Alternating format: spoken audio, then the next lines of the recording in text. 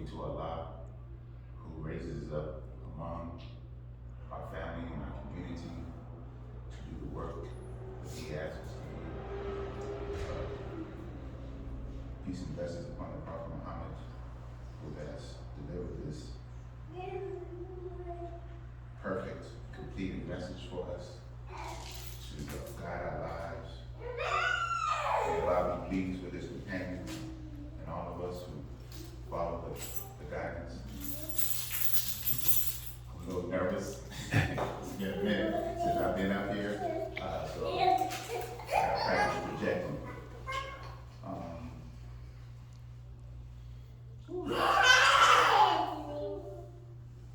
Life is good, right? Like, even in our most challenging times, when we get through those challenging times, we look back and go, life is good. Life is still good. And so the title of this kupa is about the sign of the times. It's about how are we showing up in today's time as life is good, but in the same respect, we have a lot of work to do. I remember when I left prison, and I left my kufi at the prison door, and it was on purpose. It was a strategy. I said, I already have enough going against me by being a formerly incarcerated person, and I know how the world was looking at Muslims at the time.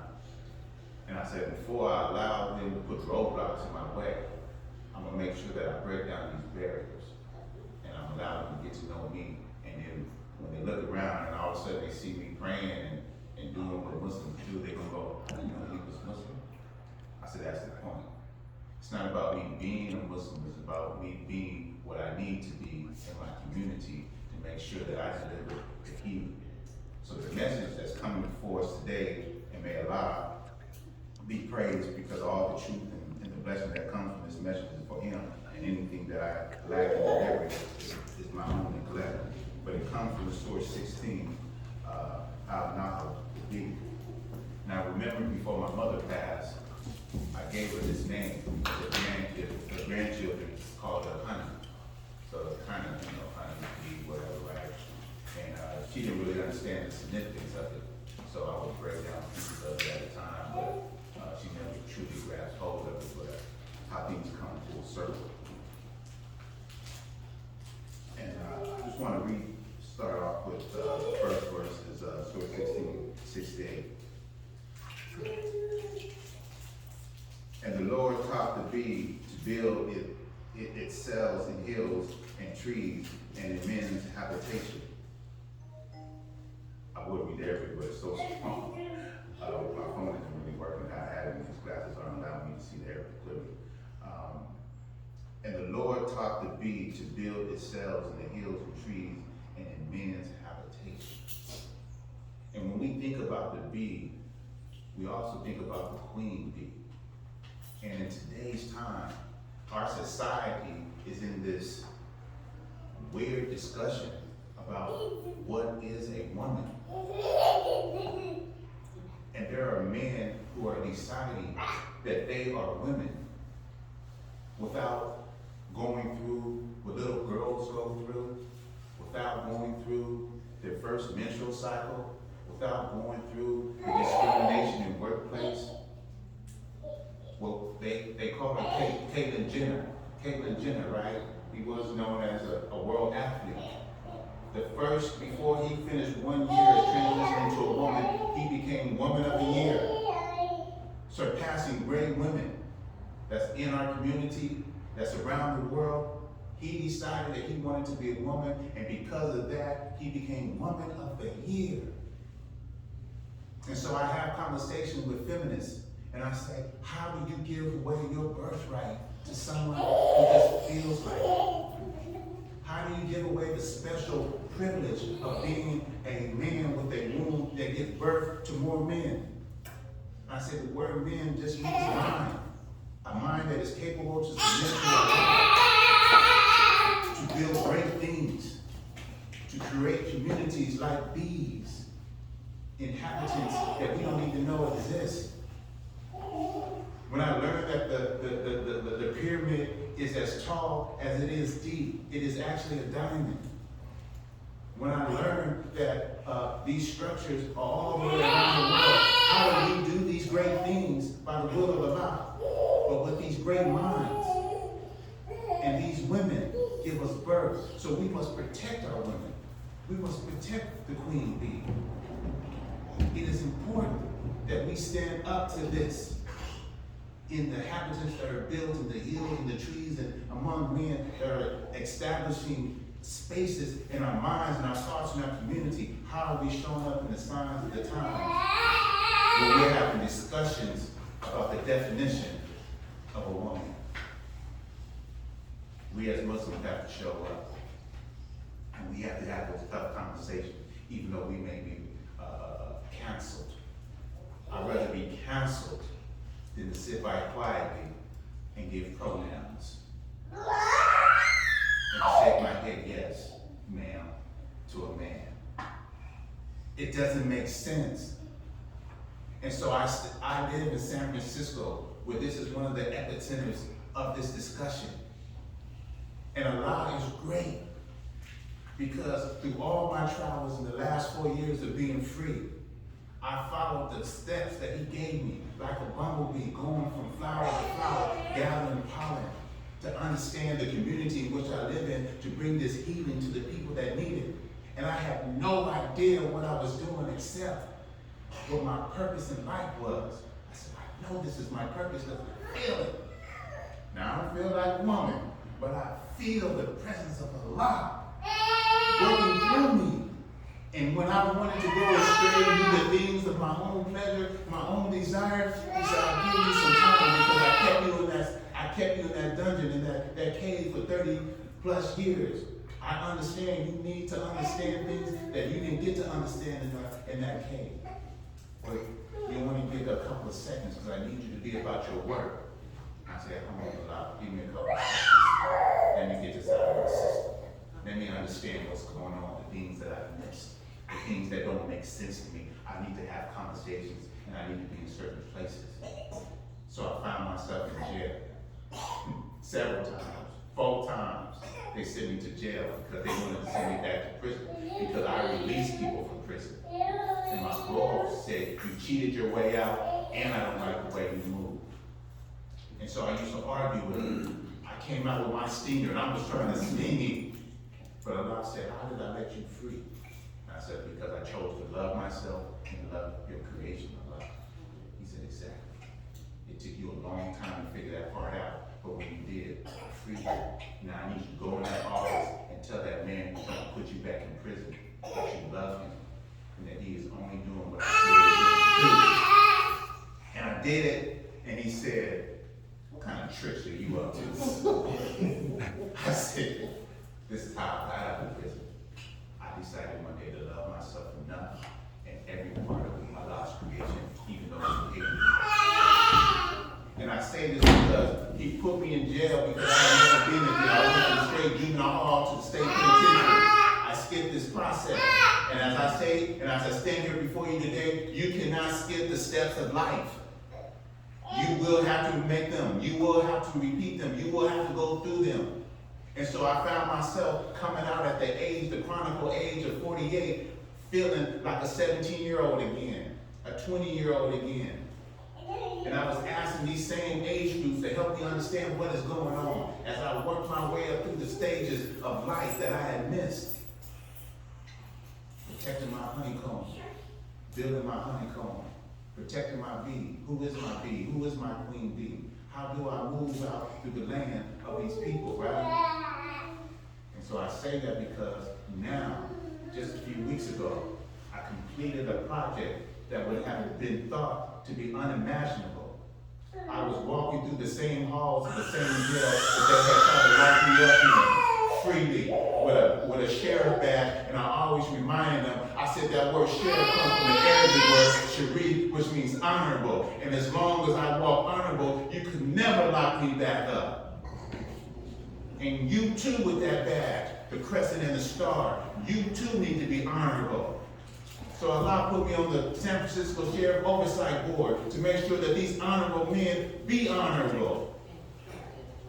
And he allowed me to walk through their house and paint a mural in their family visiting room so that when children like me, when I'm going to go visit my daddy in jail, that we can have these conversations of, why are you here, Daddy? In a space that is beautiful and comfortable and child-friendly, and the hexagon of the beehive is all around. And understanding, the first thing you walk in the door, I painted the queen bee. And on the right side of her was a a sheriff bee. And then little baby bees. And they asked me, what does this mean? I said, because the man, the leader of this house, will always have to protect the queen bee so that we can produce little bees that will come into our communities healed with the nourishment of this honey. And that will cause this jail to have less people in it. And they were like, wow. They had never seen the color that I was producing, the variance of honey, of yellows and browns and whites. And when I first started, I could tell that they was already having an impact, because as the sheriff would walk by, they would look in. And the deputies would walk by, they would look in and start smiling, and it was like, come in and say, wow. The residents on this particular floor were female. They would walk by, and it was already having the effect that it was designed to have. And they have not even completed the mural, nor have entered the room. And one day last week, the sheriff held a meeting with media, dignitaries of the city, and opened up this room. And the words that he spoke and shared about me in the mural, he had no idea he was speaking Islamic truth to the people. And by the time I finished, this Quranic verses will be in the hexagon, talking about what it is. All of these women that have come before us, like Harriet Tubman and Khadijah, may Allah be pleased with it. It's going to be in these hexagons where you can walk up and read stories about the beauty of the women that have walked this earth and have done great things. So, because I left my kufi at the prison house, it gave me an opportunity to walk into Pharaoh's house and to be given dominion over his land. I'm no Prophet Joseph or Yusuf, trust me, I'm far from that. But that story had always resonated with me when I did my time. I said, I want to get out and be just like that. I want to come back into Pharaoh's house and rule over the same ministries and land that he took me away from when I was just a kid. When my brothers and sisters threw me in the well and left me for dead. When my brothers and sisters told me at the age of 25, you're on your own now. It's so similar. The bee has always been a very significant creature of Allah to me. And when they asked me to paint that mural, I knew right away what it was going to be. And before they even finished saying, would you like to do it, I already said, beehive. It's going to be a beehive. And so I thank Allah for giving me this opportunity to share this story with you. It's not about me. It's not about the things that I've done and the things that are going on. The message is about how we're going to show up, protect our women, protect our queens, and produce little bumblebees. Got this little man right here doing this little buzzing around in the Jumuah. My heart feels so good. I can't wait to have one myself, inshallah, if Allah so wills. But how we're going to make sure that they're fed the nourishment, the medicine, and to spread this to the rest of our community. I'm going to take a break now. May Allah bless us with forgiveness from this month of Ramadan. Open up this blessed month to us and everyone that we come in contact with.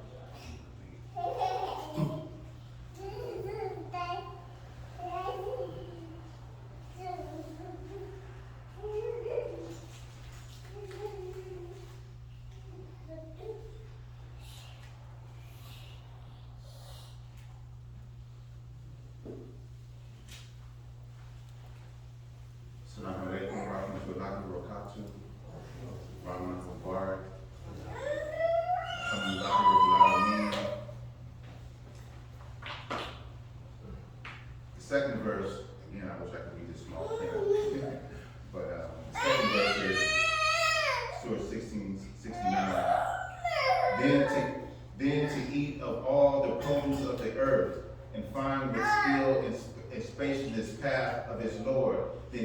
from within their bodies a drink of varying colors, wherein is healing for men. Verily, and this is a sign for those who give thought. I look at human beings and the skin colors that we possess as honey tones.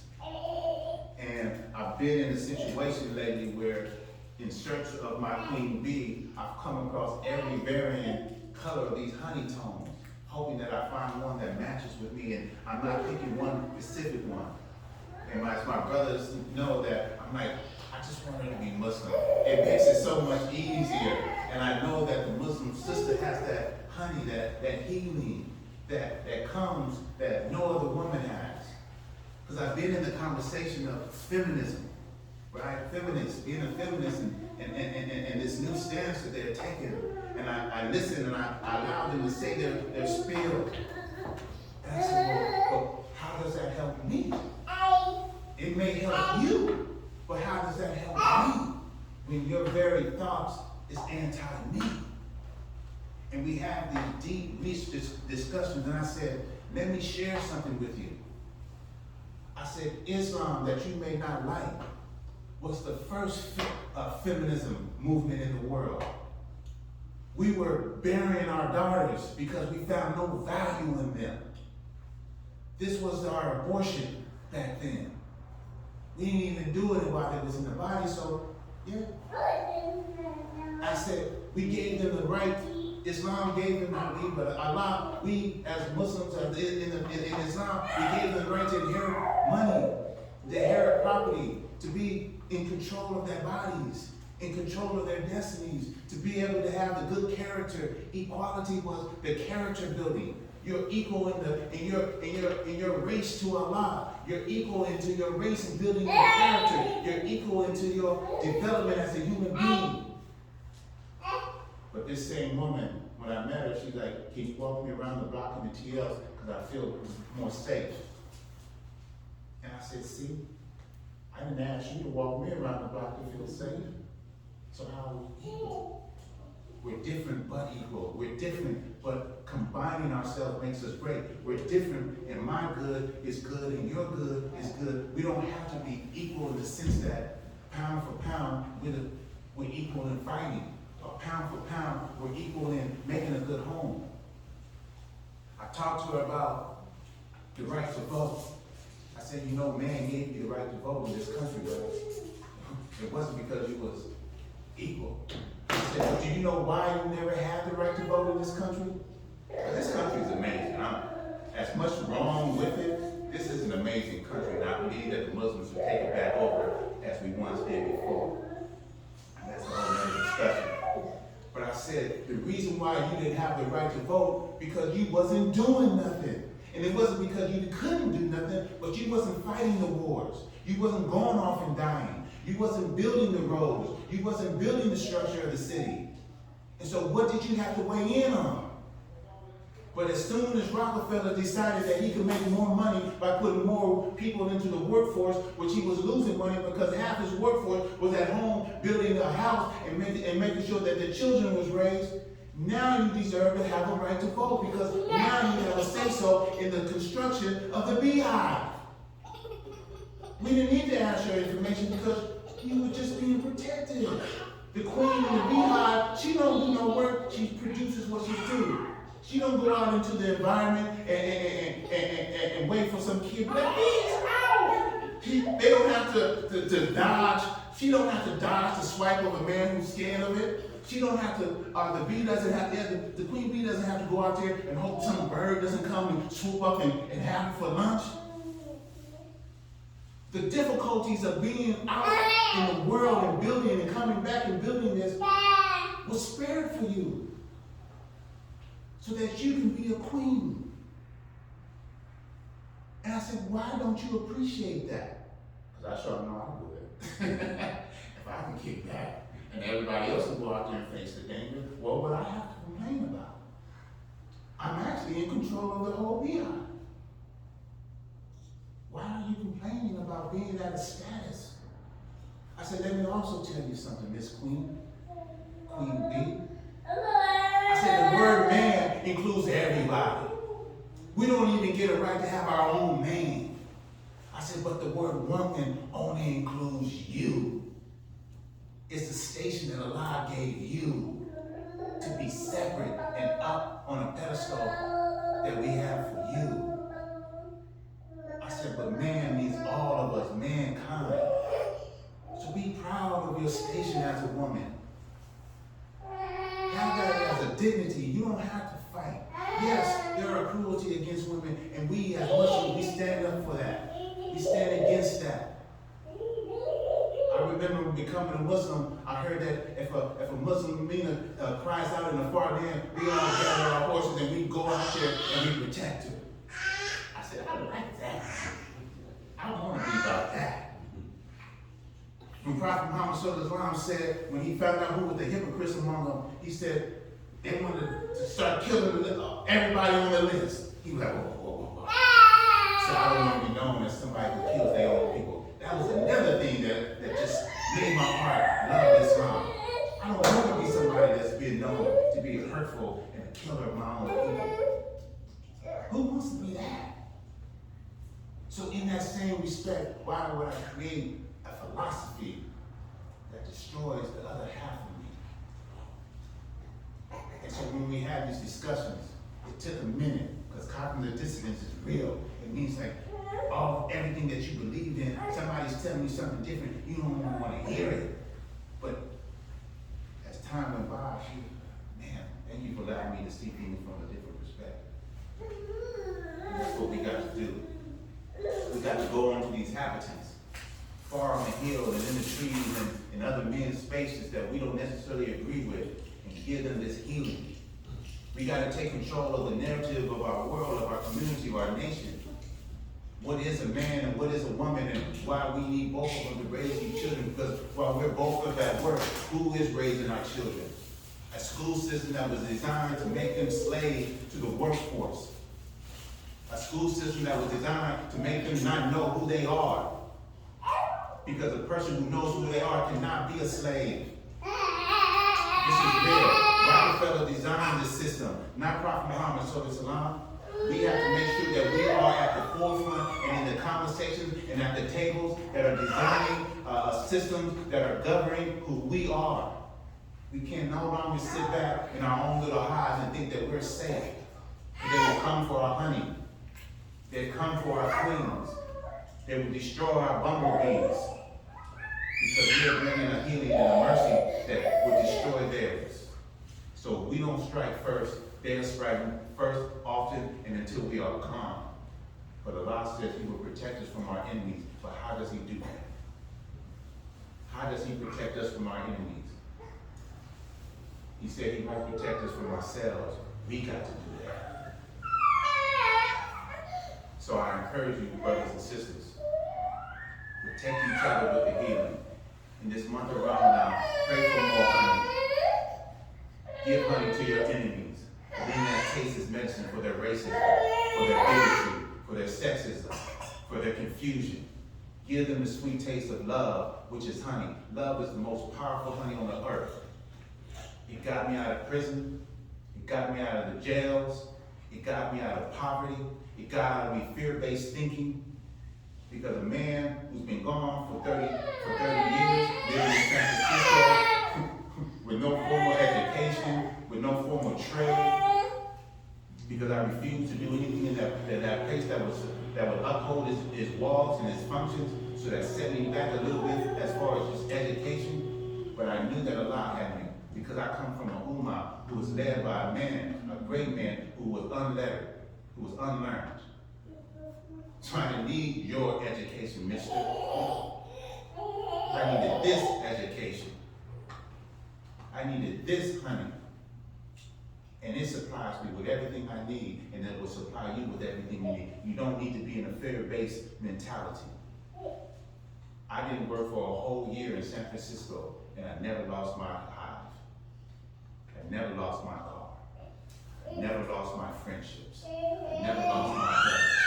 I never was in loss of anything. And after I made it through that year, Allah has blessed me with magnificent blessings and things. People who are open opening doors and begging me, no, come over here and work over, no, come up, we need you over here, no, come over here. I'm like, I can't be in every place and every time. So I said, I need to franchise this. I need to make sure that other people can deliver this message and go out. And that's what we have to do. We have to empower ourselves and other people among us to franchise this message of healing and be in those spaces that we can't be in and allow Him to take care of us. May He bless us, our efforts that speaks to be alive. May He give us respite when we want to do a little bit of our own little thing. Amen. But that He brings us back to the straight path. Amen. Those who He guides on. Amen. And that we come together. Amen. And we may build our own hive here, have our own mosque here, and continue to invite other bumblebees to come to our hive and continue to make this sweet honey. Amen. This last verse isn't necessarily a part of the 2 verses, but I love it. And as I read this book and was highlighting during those 30 years, I always included this next verse, verse 7. Bismillahirrahmanirrahim. It is Allah who creates you and takes your souls at death. And of you, there are some who are set back to a feeble age, so that they know nothing after having known much. For Allah is all-knowing and all-powerful. So, Allah will be. There are so many times I wish I can go back to being 30. I said, that's a good age for me. I was knowing something, I was healthy, and I was moving. But Allah is going to send me on and forward to an age where one day I will know nothing. And it is in the hadith that after 60 years old, you got all you got. You're going to have to just use what you got. So my time is short. I got about 7 more years to gather as much knowledge and wisdom and understanding, and much love for my brothers and sisters and support, because I have no retirement plan. I have no money saving. I have no house on the hill. I'm just going to do what I do until the day that Allah takes my soul.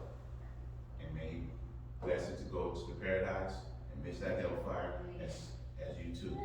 We buried a young brother this week, Brother Jabril, from a good Muslim brother, Jihad.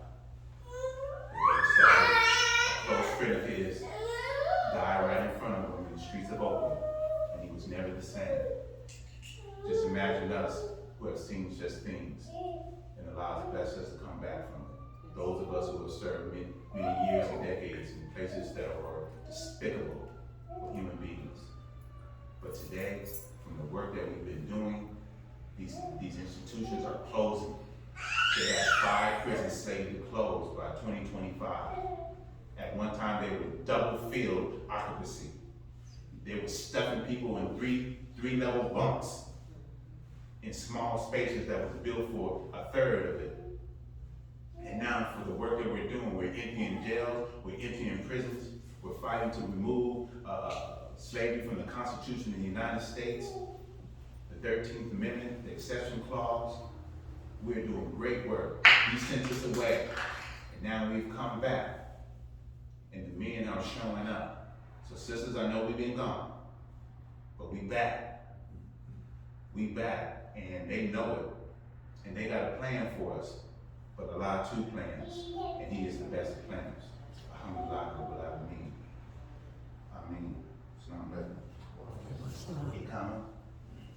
Allahu Akbar, Allahu Akbar. Shadu la ilaha illallah. Shadu anna Muhammadan Rasulullah. Hayya ala salah, hayya ala falah. Kakamatu salat.